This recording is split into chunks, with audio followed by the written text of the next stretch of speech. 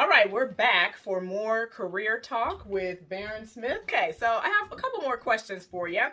So, in this book, Your Choice, Three Options, you talk about the three options being college, trade school, and the military. Right.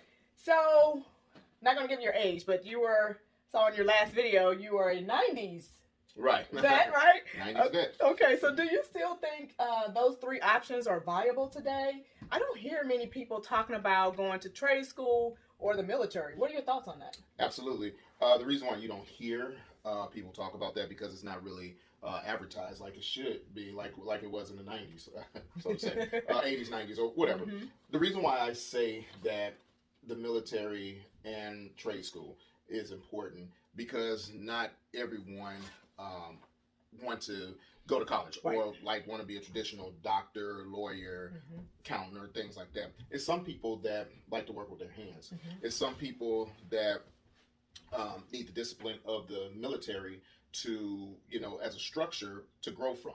So, so the question is it still relevant? Right. Yes, very relevant.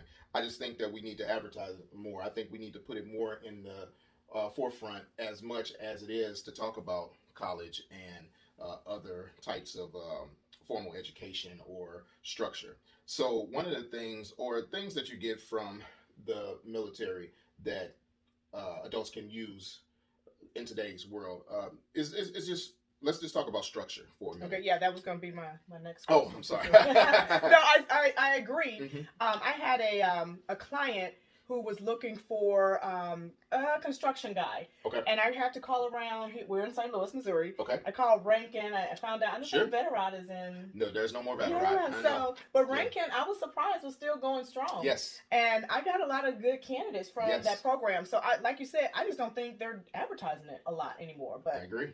It's still around, folks. It's still around. I remember when I was working at a hospital, we used to do throughout the year invite groups of Veterad students to our facility because certain different types of entities and buildings may be a little bit different in trades. So a hospital may be a little bit different than a university or a high-rise building. So the students, they really got a good grasp on what they wanted to do when they graduated from the trade school. So that's what I'm talking about, like how, and the hospital stopped doing that. But that's what I'm talking about, like it's not advertised like it should. Yeah. Programs like that, students need to see that so they can know, like, this is something that they want to do. Now, we're at the generation where most of the baby boomers are exiting the workforce. So guess what? I'm Genx. So we are the smallest generation now. Millennials, it used to be the thing about the millennials. Now it's the Gen Z. So we have to get them interested in things like military, in things like trade, because come 15 years from now, your air conditioning, your plumbing break down, they're going to be like, okay, I can come to your house. I need $800 up front, and that's just to look at something. So we don't want to head in that direction, or to the fact that we want our Gen Xers and our baby boomers to retire. You're going to have them where they're going to be 75, 70, close to 80, and they can't retire because there's, the workforce is gone. Right. So you have to think about things like that. And the more technology, the more manpower you're going to need to operate these type of things, or to at least fix them. So I'm giving you a lot of things to think about. Yeah. And I was going to ask you too. Sure. I know at one point you were looking at having some talks or taking your book, Your Choice, Three Options, to local high schools, right? So I don't know if they're doing something like that already, just high schools in general. Do you think they're giving them these options? So, like I said again, in the 90s, you've seen a lot of recruiters. Yes, yeah.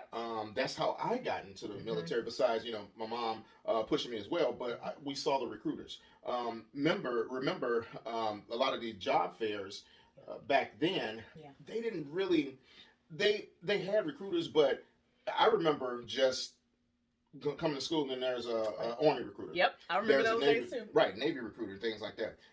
Now, when you go to job career fairs and things like that, they have them, but it's overwhelmed or overpowered by colleges, which I understand. Don't get me wrong, for college too, but it needs to be more prevalent, you know, or as prevalent as, you know, college and Right. and you know, big time colleges and things like that. So We they need to may be have- seen more. Yes, we may have to get with my friend that's a teacher again Right. to get back on track this year Exactly. for doing that. Right. But you're right. I remember those military recruiters being on the campus Right. or high school grounds trying to recruit the seniors. Exactly. What we're going to do now is we're going to open this up for, I mean, I have lots of information. This book is full of information, so I have more questions. But we want to entertain questions from you all. So if you have some questions about college, well, you're the expert now too.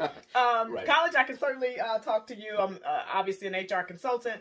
But if you have questions about college, trade school, or military, please drop your comments below. Please do. Maybe the next session we will take a We can couple, do it live, yeah. or Exactly. Q&A or something like that. So we want to hear from you as well. Definitely. So thank you for watching. We appreciate you. Thank you.